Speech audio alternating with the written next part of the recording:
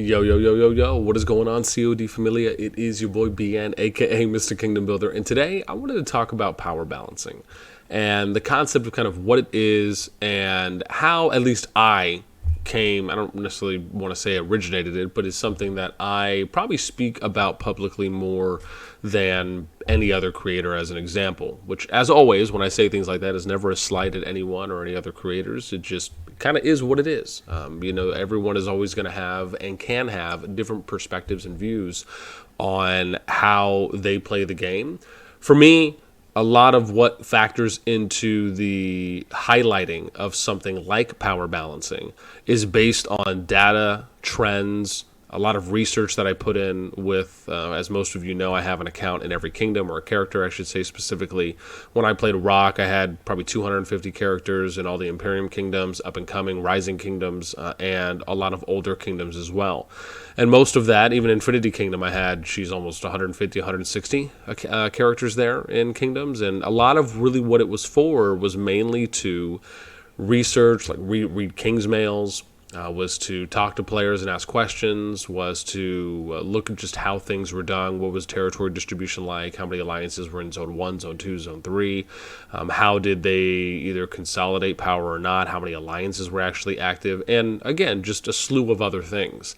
And so for me, when I started getting involved in doing my own projects, this did start in Rock after I had probably been playing a year and a half, almost 2 years before I ever considered doing a project. After my first one, I quickly realized what the importance was of doing things like power balancing, or at least trying to do them in the best way that you can given your circumstances and, of course, the game you're playing. So let's first start off by defining, number one, what is power balancing? So really, it's pretty straightforward and simple. The idea behind it is that you are doing the best job you can to keep power of your alliances as close as possible for the number of active alliances that you have.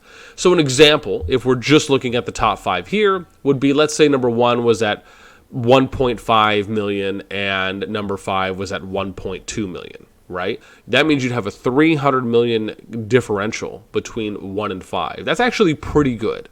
And that's kind of the idea, is you have to understand it's never going to be perfect. You're never going to have the power within 0, right? Or within 1 point or within 10,000 power of each other. And that's not kind of a realistic expectation to aim for. But the idea is that you're constantly working on it. And it does take work. It's not kind of a one and done thing. And so the idea is you take, like I said, all the active and healthy alliances and you just work on trying to get them as close in power as you can. Now, let's talk about just what some of the hurdles are, and then I'm going to talk about what some of the challenges and then what some of the benefits are of this. So let's start with some of the hurdles of trying to actually accomplish this in Call of Dragons compared to some other titles, which kind of leads into point 2. So the challenge is that because when you're in a home kingdom, right, which we're showing you now, and I also want to point out, right, this isn't a slight against 92, just like the video I did where we were just in 91 and we were talking about things, right? This is just to kind of use any kingdom necessarily as an example, and it's not really meant to be an exhibit. So with that in mind, the essential hurdles that come with being able to kind of more fluidly power balance. If you take a game like Rock, for example, Rise of Kingdoms, you can pretty much join any alliance within your home kingdom or your starting kingdom at any point in time. In Infinity Kingdom, you could join any alliance within your faction at any point in time as well, right? They were kind of limited. There was 3 factions. So if you were a part of one faction, you could only join alliances in said faction, meaning you had to pay, I think it was gems or some amount of resource to switch factions, and then you could join an alliance in that faction. So again, a little bit different, but you still had decent fluidity, or I should say maneuverability. And now in COD, it is a little different. You arguably could join any alliance. However, when you start out in your home kingdom, you can only join alliances that are within your starting region, unless you do a few things.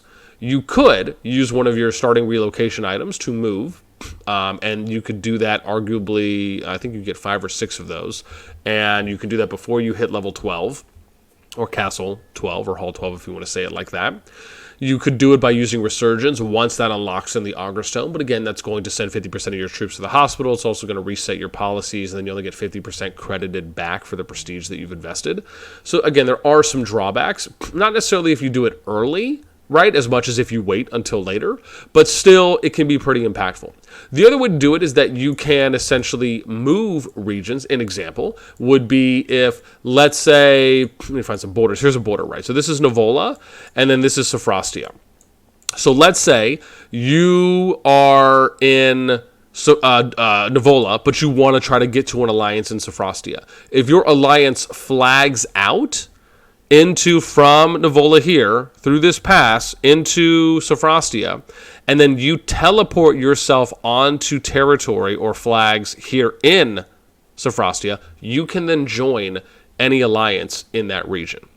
The opposite way of doing it is, let's say if an alliance in Sophrostia wanted to try and recruit players from Novola, they could flag out into Novola, capture a bear or one behemoth, and then players in Novola, this region here, could join that one alliance over here in Sophrostia.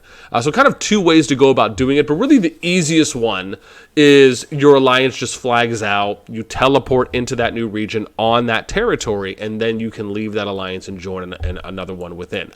The challenge here, as you're probably noting, or realizing, or maybe realizing, is that to try and join an alliance all the way across the map, for example, maybe in Zoland or Burning Lands, would be very difficult because you would essentially have to flag all the way out through passes, remove territory most likely, and some forts, and then kind of replace forts. But you'd have to flag out across the entire region in one go. And that is just somewhat unrealistic. But then, eventually, you'll get to something, for example, when you advance into further zones and you have multiple alliances or newer alliances in Zone 2 as an example, then you can kind of freely move between those alliances. Once you get to Zone 3, and hopefully you have all of the active alliances in there, or as many as you can, then you can freely move between. Why? Because everyone will have territory there, and then you'll be able to kind of move as you will. So there are benefits as you advance, right? The challenge really is just starting out. And so, anyways, just wanted to kind of go over some of those. Now let's talk about really what are the kind of what I would consider to be big obstacles. So these ones, when it comes to the idea of how a kingdom is just almost set to go down a path, and we've touched on this a little bit, but this is something that every kingdom is kind of plagued by because of just the way that the game, the player perspective, and internal, I want to say just factors that play into these things. And what those are, this would I guess be number 3, is leaderboard climbing. You're always going to have players that want to just climb the leaderboard. Doesn't mean everyone will, but you will have some that just want to try and work their way up and be in the highest ranked alliance or the number 1 alliance if they can. And this factors essentially into funneling, right, or kind of mega alliance building. And this is something that really is unfortunate for almost all the kingdoms because of the way that this plays out and the impacts that it has for the player base within said kingdom. Now, it doesn't mean that if you're going into a kingdom as one alliance, and I'll just give one example here on the outside, is that you could just be, maybe you're doing a project or something, you got 60, 80 players, and you guys just want to go in, you're just one alliance, and you just want to do your thing, right? You may not necessarily care too much about kind of the health of the kingdom or anyone else outside of your alliance, and that's completely fine, right? There will be those types of asterisk situations that can play into things, but just bear in mind that when things like that happen, it's usually more of you factoring into what's happening rather than being kind of more of a potential solution if you're trying to aim for something like power balancing and the inherent benefits that come with it. Number 4 is player visuals. So visuals are very important, right? We're talking about player psychology here. You have to think about if you are an alliance that's, let's say, the 3rd, 4th ranked alliance, and I'll use 92 as an example because this is pretty standard for, I want to say, pretty much the majority of kingdoms, and I'll do a separate video as well that shows some of that. But if you look at this, right, let's say you're the number 3, 4, 5 alliance, maybe even the number 2 as well. And let's say that you have some AVA events that are coming around, or there's an interest for wanting to do things like war games, as an example. The challenge here is that if you are constantly attempting to do these things, and you're seeing a trend establish where the number one alliance and or maybe number two, depending on the kingdoms, are constantly winning these events, or they're just kind of running away with a beating, right, in these types of fun game scenarios, or if you're doing some type of free-for-all and you're really just kind of seeing one and or two alliances really benefiting, this can demotivate a lot of players psychologically from actually wanting to engage, maybe invest more resources, time, and effort into things like placing or having your alliance or factoring into your alliance, placing higher on some type of AVA leaderboard for some of the events in the game. These are things that impact that. And it's funny because these just aren't really things that are talked about too often, but they are incredibly, once again, impactful towards an overall kingdom's health and how engaged players will be from those lower ranked alliances, especially if they're still active, right? Doesn't mean they're inactive just because they're a little bit lower ranked. Like, I wouldn't consider the number 2, 3, 4 alliance to be inactive, right? I probably would consider maybe 5 going on down to maybe be semi-active, and then you're kind of getting to like this 300, right? This is kind of lower activity, and then I'm probably like 9 and below, right? You probably don't have a lot of activity there, so I would probably say those alliances are mostly inactive. And then we'll get to number 5, which is forming sides or the 1%. This is something that, again, I'm probably blowing people's minds away with this stuff for those that probably haven't seen these things happen consistently across kingdoms or as many kingdoms as I have. But this is a very big trend that happens, and it happens very often, which is that when you end up having kind of this power, this big power differential between kingdoms, some of the challenges that arise is that you end up can have some levels of, I don't want to say resentment, but you have kind of you have like the 1% and then the 99%, right? And the 1% essentially is the mega alliance or the number one alliance or the ones that are benefiting the most compared to the ones that are not. And that can be from a slew of things. The challenge is that those, you can quickly form things like sides or positions that you take because of what you're noticing happening in your kingdom between the opportunities you may have, even if you're in an active alliance, versus the opportunities that the top alliance or the top 2 alliances have. Even though your alliance is active and you're able to participate and you still have good engagement, those are things that can happen, and it is unfortunate when they do. Then let's get to number 6, which is another one, and I'm not obviously covering everything, but just some of the big ones, is that alliances, once they start either seeing a power differential, or if they start noticing that some players here and there, because typically what can happen is you'll have players that will leave your alliance. You can. Doesn't mean everyone will, once again, but some. And this can create a snowball effect, where you'll have some players that will leave your alliance because they're trying to join a higher ranked alliance. And the moment that they're able to get into those alliances, sometimes, let's say they have friends there or just other people notice it, you may end up having this trickling effect or snowball effect, where more players will leave and they'll try to join a higher ranked alliance or the top alliance. This can then lead to active alliances, right, essentially dying. And this can also not only be a demotivator for players that want to keep playing, but it could also cause players to quit the game entirely, right? Because you have to think about how impressionable new players are to a game that they probably don't have a lot of experience in, right? We understand that the majority of players that are getting put into a new kingdom are traditionally new players, right? These aren't necessarily people that have years and years of experience playing kingdom builders or have even played multiple kingdom builders, right? These are new downloads. Now, obviously, we don't know what all those hard percentage numbers are, but in my experience, and I would assume for probably most of you who've played for a while, you know that when you get into a new kingdom, the majority of players, regardless if that's 51% or more, are new players to the game, right? Meaning they have very minimal to arguably just no long experience playing. And so it's important to try to nurture that experience so that way, one, the developers in the game can actually benefit more from players playing longer and better player retention. And then the more players that are actively playing, the benefit there is that now you have a higher chance of maybe those players spending money or bringing in other players and having a higher active, sustainable player base within your game. So it's really just kind of multiple inherent benefits that you get from it. And then let's talk about number 7, which number 7 here is kind of what are some of the benefits. So engagement of alliances, that's probably one of the biggest ones, is that because you're doing things like power balancing, the amount of alliances that will actually engage in more AVA type activities is greater. And the biggest reason why is because you have this equality effect. If alliances are closer in power together, what do you think is the number one thought that comes to their mind? Well, what it is that my alliance can win any AVA event against any other alliance. And the moment that you are able to produce such a mindset, you are winning, my friend.